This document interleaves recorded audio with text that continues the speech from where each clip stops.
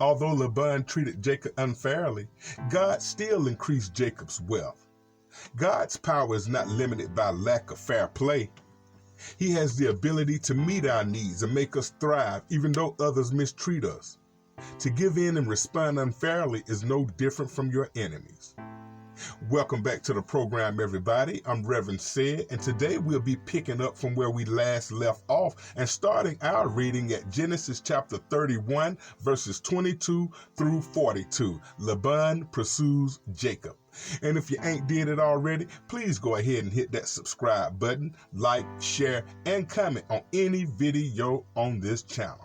God bless. All right, let's start with our reading of Genesis chapter 31, verses 22 through 42.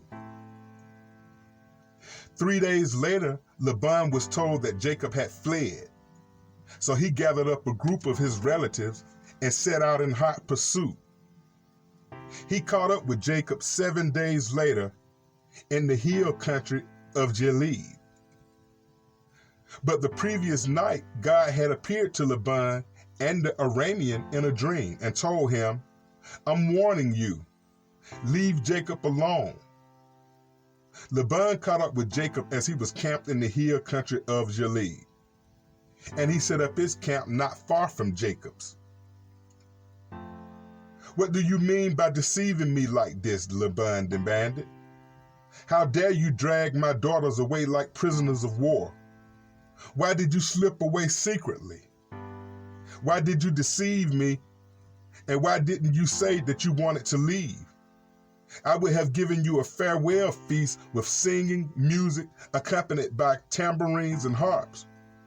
Why didn't you let me kiss my daughters and grandchildren and tell them goodbye? You have acted very foolishly. I could destroy you, but the God of your father appeared to me last night and warned me, leave Jacob alone. I can understand your feeling that you must go and your intense longing for your father's home, but why have you stolen my gods?" "I rushed away because I was afraid," Jacob answered. "I thought that you would take your daughters away from me by force. But as for your God, see if you can find them, and let the person who have taken them die. And if you find anything else that belongs to you, identify it before all of these relatives of ours, and I will give it back." But Jacob did not know that Rachel had stolen the household idols.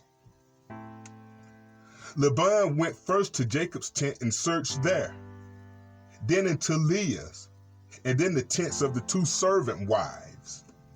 But he found nothing. Finally, he went into Rachel's tent. But Rachel had taken the household idols and hidden them under her camel's saddle, and now she was sitting on them. When Laban had thoroughly searched her tent without finding them, she said to her father, "Please forgive me, sir, if I don't get up for you. I am having my monthly period." So Laban continued his search, but he could not find the household idols. Then Jacob became very angry and he challenged Laban. "What is my crime?" he demanded. "What have I done wrong to make you chase after me, if I was a criminal? You have rummaged through everything I own. Now show me what you have found that belongs to you. Set it out here in front of us, before our relatives, for all to see. Let them judge between us. For 20 years I have been with you, caring for your flock. And all that time your sheep or goats never miscarried. And all those years I never used a single ram of your food. If any were attacked and killed by wild animals, I never showed you the carcasses and asked you to reduce the count of your flock.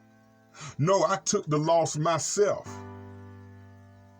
You made me pay for every stolen animal, whether it was taken in broad daylight or in the dark of night.